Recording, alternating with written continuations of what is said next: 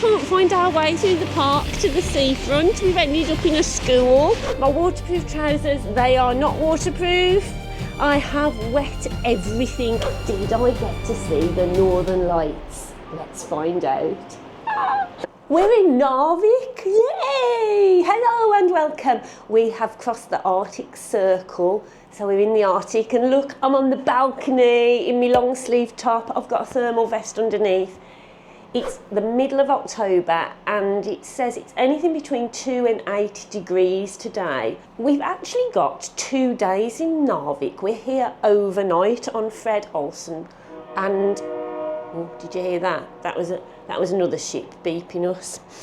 So this morning we're off on a excursion, and here are our tickets. We're going on a Sami experience. So I think that's the native people of this area. We're going to go to their village, learn all about their culture, their traditions, their stories. So really looking forward to that. So we'll take you along on that and see what it's like. And then, who knows what we're going to get up to in Narvik later. I don't know much about it. I think there's a lot of World War II connections to Narvik, so we can go and, you know, see what that's all about and what the town's like and what there is to do if you're coming. So, on that note, let's get on with it. So your mission begins, as all legendary quests do, in the Neptune Lounge, the mystical chamber of flashing screens, soft chairs and fellow adventurers clutching their excursion tickets like boarding passes to destiny. A giant screen displays your excursion code, glowing like the runes of old, or you know, a PowerPoint slideshow. When your code appears, you are summoned, not to an icy, windswept dock, but straight from the warm lounge to your coach. This system is a blessing, sparing you from standing outside in Norway's finest cold drizzle, also known as "Why did I leave the ship" weather. Your chariot, a very comfortable coach, whisks you off towards Grindmahan. A local guide begins a running commentary, the kind that makes you feel like you've accidentally joined an episode of Travel Man, but with fewer awkward pauses. They tell you fascinating facts about Narvik, its history, landscape, and probably its number of moose per square metre. Time passes quickly, which is good because no one wants a 50-minute commentary that feels like a 3-hour audiobook.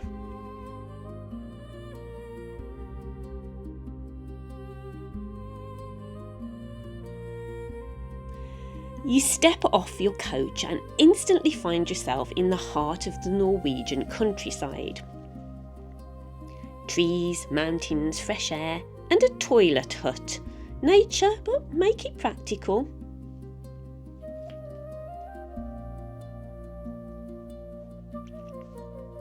A traditional tent stands ready, warm and inviting like something from a Nordic fairy tale.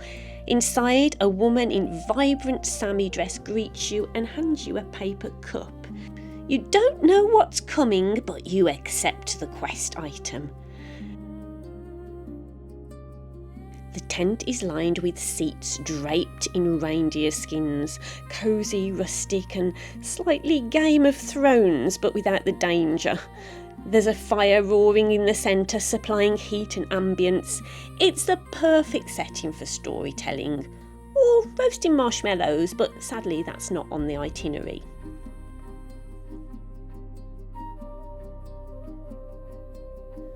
Then enters Ronald, the Sami shaman, part historian, part storyteller, part spiritual guide. For the next 90 minutes he gives you a deep dive into Sami culture, nomadic history, traditions and spiritual practices, all delivered with the calm energy of someone who definitely knows how to meditate properly.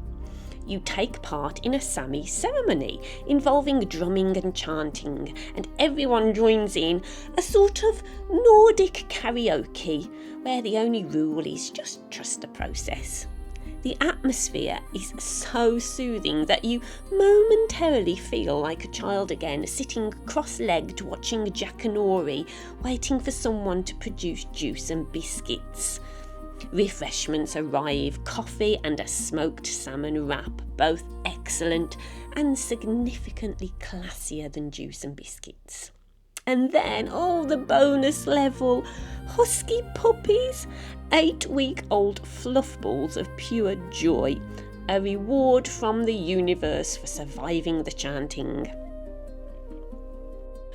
Back on the coach you go for the scenic 50-minute return journey. You cross Norway's second longest bridge, which is exactly the kind of landmark that makes you go wow, while secretly hoping your phone camera manages to focus in time. The guide continues the commentary, ensuring you return not just entertained but mildly educated, always a mark of good value. So, would I recommend this quest? If you love culture, calm atmospheres and spiritual storytelling, absolutely. If you enjoy puppies, 1000% yes. But if you're someone who gets restless after 7 minutes of sitting, maybe consider a more active Norwegian quest.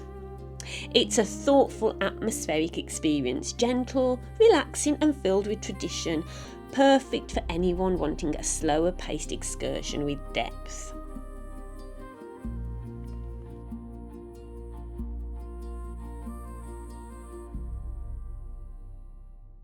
So we are back from our excursion this morning, had a fabulous time, it was great. And do you know what? We thought we'll go out now and we'll have a walk in Narvik, see what there is around. But before we go, we'll have a drink. And we were thinking, shall we have a cup of tea, shall we have a cup of coffee? But no, Tina and I have decided on the Guinness. We've only had a can between us because it is only 1:30 in the afternoon, guys. So we've not quite got to a can each yet. So we're sharing our can. And I think that smoked salmon wrap filled us up quite a lot at the Sami camp. So I may skip on lunch, might do afternoon tea when I get back. We'll see what time it is. Or we might get something out in Narvik. We'll see what it's like. The weather isn't great at the moment. It's a little bit showery, but we have the right clothes with us. We've got our waterproofs, we've got our umbrellas. We are going to brave the weather and check out what Narvik has to offer. So come along with us. So when you get off the ship in Narvik, there aren't any tourist information people at the moment giving out maps or anything like that. There are no little booths with trips, you know how you get some ports. There is a shop selling some traditional goods, so we're going to go in and have a look. But yeah, there isn't anything else as soon as you get off the ship, so just bear that in mind. We're going to go and try and find the Tourist Information Centre. I think it's in town opposite the War Museum, but let's have a pop inside the shop first and see what there is. Inside the shop there was an array of local craft items for you to have a look at. It felt a bit like walking around my local church hall in December when all the crafters come out with their goods. Gives you a bit of inspiration to get your needle and cotton or pot of paint out. Prices, well, they were what you would expect in Norway. You're not going to get your Secret Santa for under a tenner in here.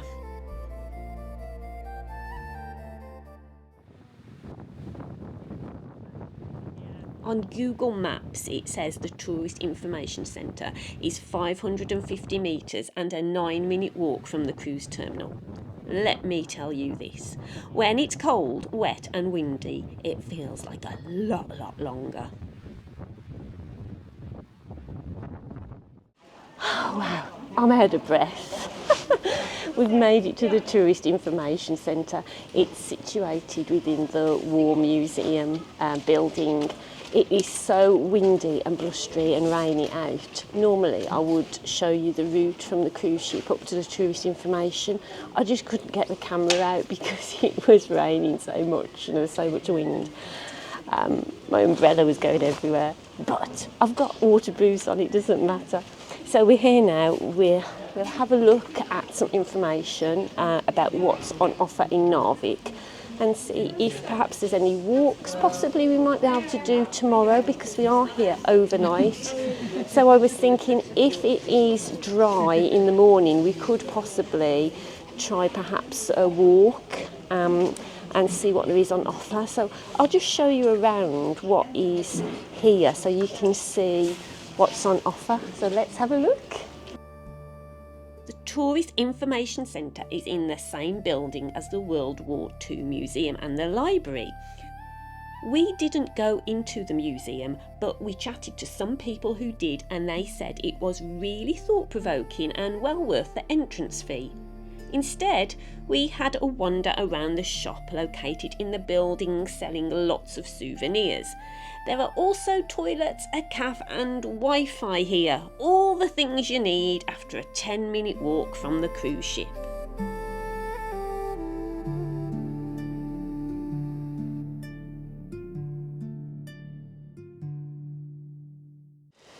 So I've been chatting to the lady in the tourist information booth, and she's given me a map. You know, I love my maps. And she's given me a few options for some walks to do. There is a 2 to 3 hour walk you can do all around the town, taking in the seafront walk, and it's supposed to be really nice over here. The cruise ship's over there.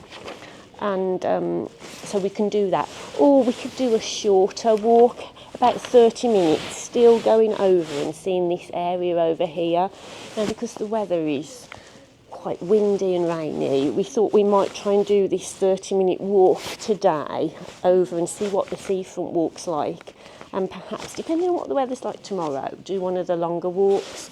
But if you are coming to Narvik and you want some ideas for some walking routes, pop it in here, because they're really knowledgeable and they'll give you all the information you need so that you can go on a walk.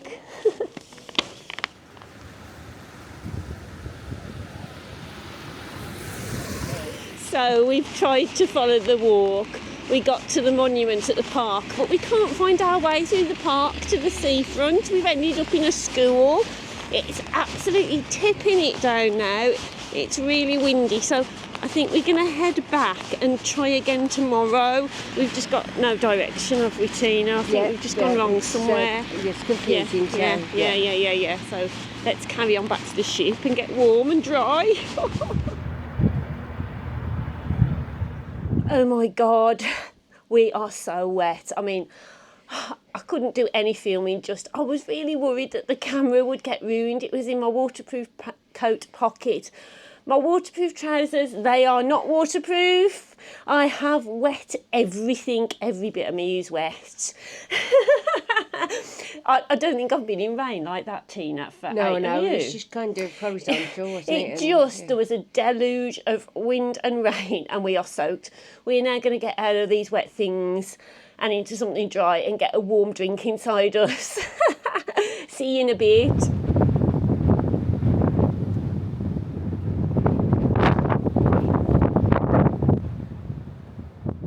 Welcome to day 2 in Narvik. Yeah, it's our second day here. We were overnight in the port. We didn't see the Northern Lights last night, but someone on the ship who we've got chatting to went to the Polar Park trip and actually managed to see the Northern Lights last night. And it even started snowing while she was there. So sounds like she had a fabulous trip. Now, back here last night, it's just it was a little bit sleety and it was cloudy, so we didn't stand any chance of seeing the Northern Lights on the ship. But apparently there is hope that we may see them tonight as we set sail for Stavanger. So stay with us till the end of the episode, because if we do see the Northern Lights, I'm going to let you know at the end. Today we are here until 1 o'clock. And I've really had to wrap up warm today.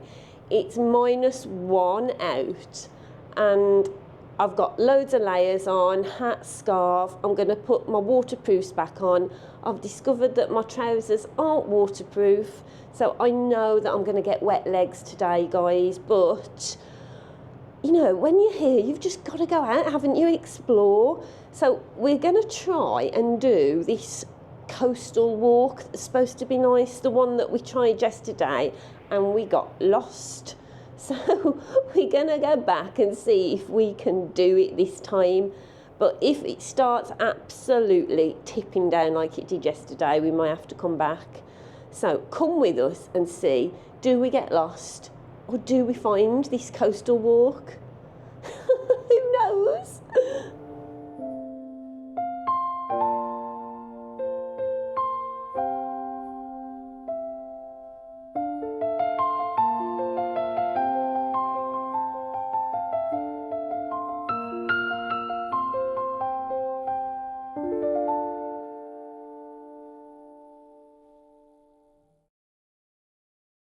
So we have made it, yay! After yesterday's failed attempt, we have made it down to the coastal path today. It has taken us around 38 minutes to walk from the ship to here.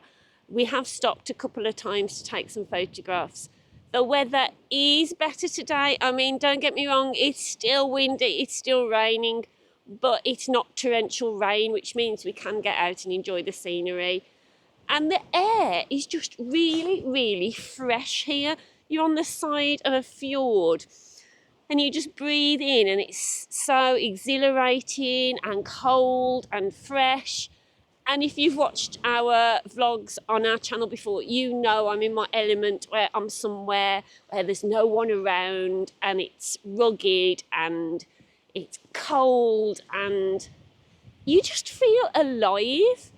And I think, you know, if you are coming to Narvik and you want to do something a little bit different, or perhaps you've already done an excursion or been here before, pop into the Tourist Information Centre in the War Museum, get your map and get down here and just experience everyday Norway, because it doesn't feel touristy down here. It just feels like I'm a Norwegian. And it's great. I love it.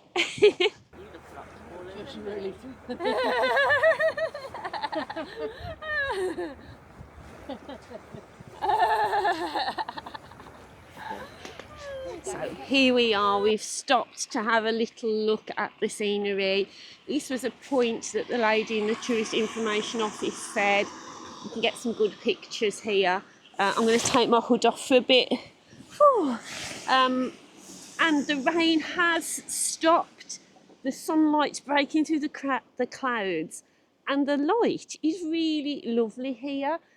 It just, when you look across, you see colours that sometimes you don't always see, and that seems weird, but I always think the light in Norway is really, really good.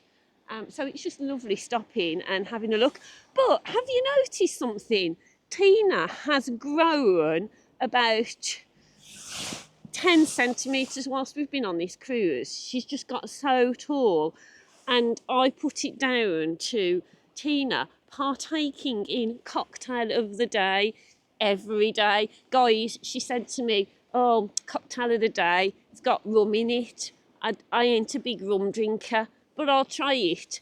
How many did you have, Tina? Three cocktails later. She's loving them. She loves rum. She doesn't like brandy though, but she's gained in height. What do you think of Narvik, Tina? It's very nice. It's very cold. Oh my God, I can't feel my face. It's lovely, very lovely. People are very friendly. The weather's changed a lot today, hasn't it? It was like really cold and really sleety, rainy, and then now look, the sun's out and it's gorgeous.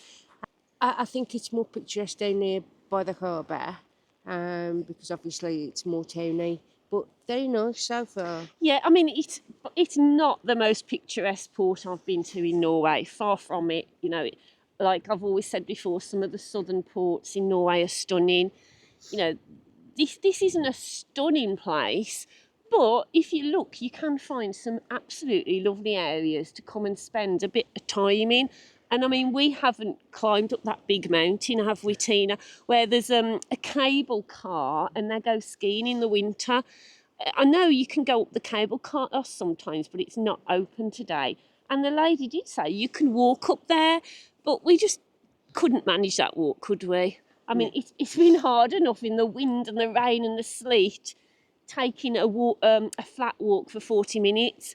But I'm really happy now that, you know, the blue sky is appearing, and hopefully the walk back to the ship won't be quite as soggy.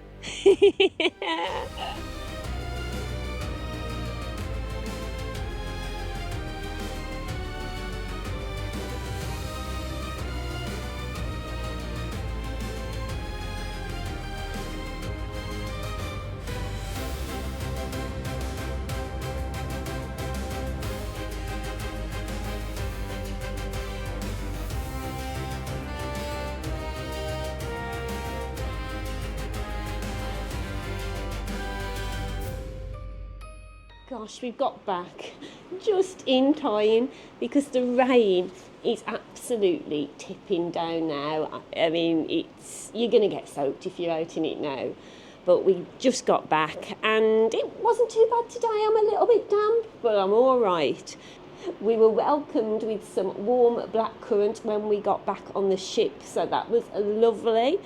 And now I'm going to dry off. If I do see the Northern Lights tonight, I'm going to put some extra footage now on the end of this vlog. So keep watching and see. Did I get to see the Northern Lights? Let's find out.